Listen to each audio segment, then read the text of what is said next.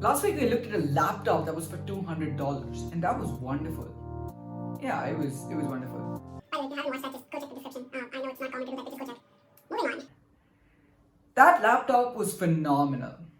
So the question arises, can we get more for $200 than just a mid-range notebook? Well, the answer is yes, even though it's a 3-year-old outdated device. Today we're looking at a phone for $200. And it's a flagship. Well, it used to be a flagship at one point. We're now looking at the OnePlus 5 with a custom ROM, but I'll get back to that in a second. Let's review the OnePlus 5, the flagship that's now $200. Let's get right into it.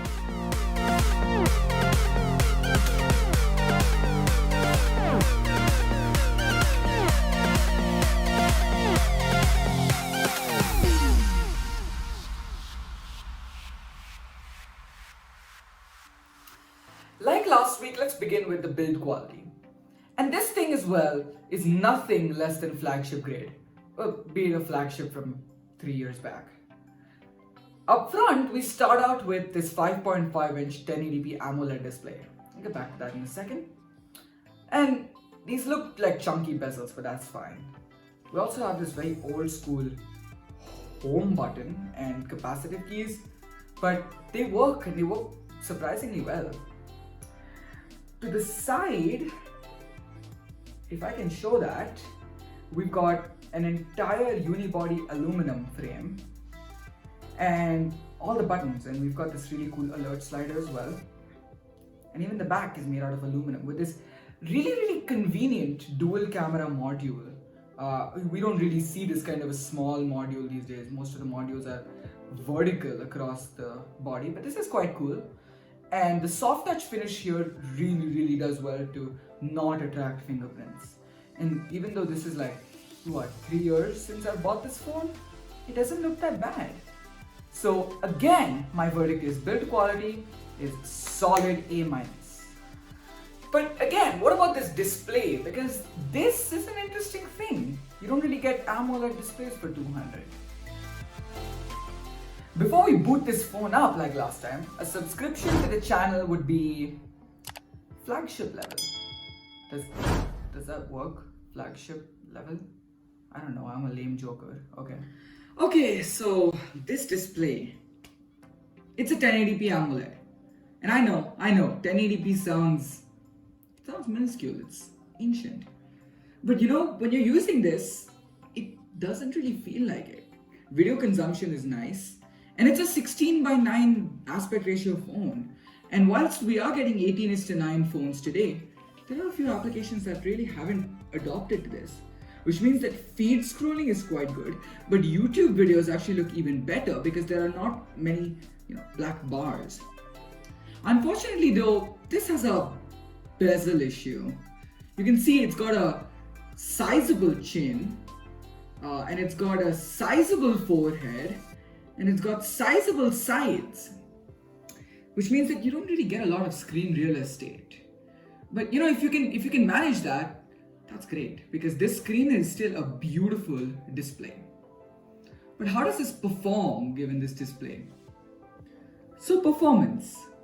Now this thing is powered by the 2017 Snapdragon 835 octa-core 10nm chip with an Adreno 540 GPU and 8 gigs of LPDDR4 RAM and 128 or 64 gigs of UFS 2.1 storage.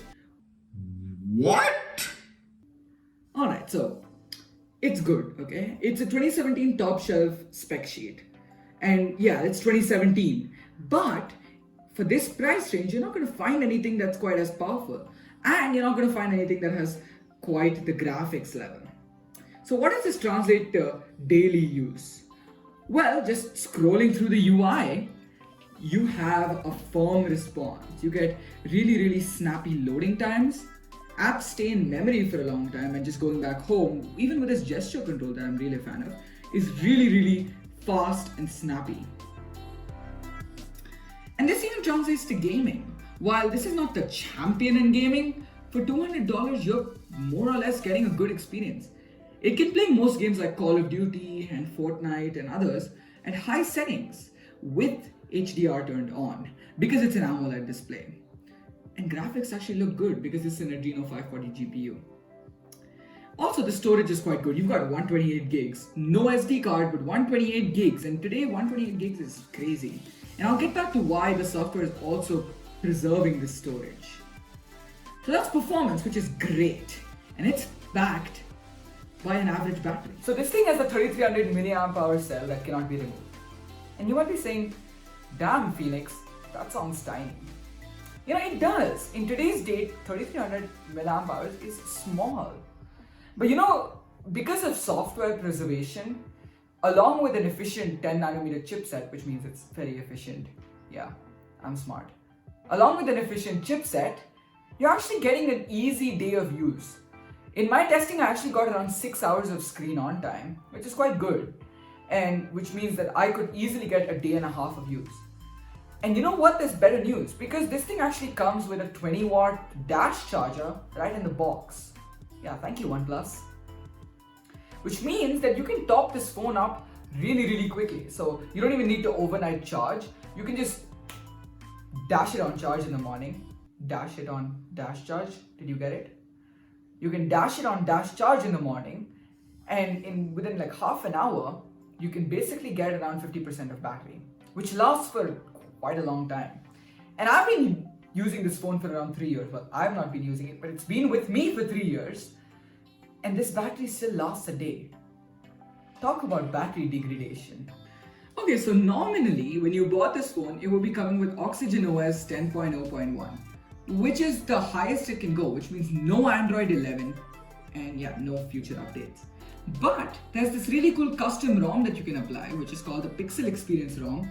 I'll leave links in the description if you want to actually check out how to flash this ROM and a few other reviews. But this ROM is really good because it offers you a Google Pixel-like experience on this fast phone, and it offers you more updates. For example, you get the Gcam, or the camera app, which is Google's camera, which also brings me on to the point of the camera, which is actually really good because the hardware is good, and you've got Gcam. You even get the settings app on Google Pixel here, with some cool things like styles and wallpapers and things like that. And of course, the home screen, which is the Pixel launcher, it looks quite cool. I've kind of customized this very less, but you kind of get this feel. It also has like dedicated OnePlus settings should you want to change panel modes and things like that, but I wouldn't recommend doing it unless you're an advanced user. Which means that this is actually a very good software phone, which also means that the battery backup is actually preserved by the software, storage is preserved by the software, RAM is preserved by the software. Basically, you're getting a wonderful experience if you flash this ROM, okay?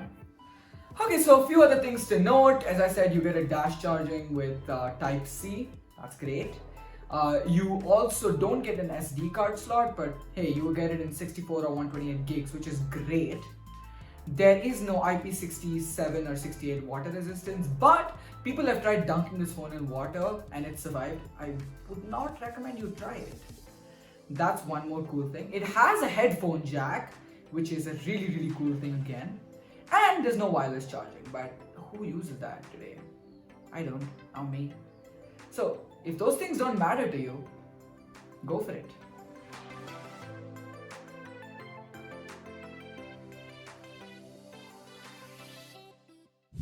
Okay, so what's my verdict? Well, I've been using this phone as my daily driver for the past 8 months with this ROM, and it's wonderful. For $200, there's not much you can get better than this, except for the Poco X3, and that has ads all over it. So for $200, this is pretty much the best you can get. And there's hardly any competition because it's a flagship at the end of the day. Let me know in the comments though, which phones do you guys use? And what do you think about $200 price points and flashing ROMs and about this phone? Alright guys, this is Phoenix signing off. I'll see you next time.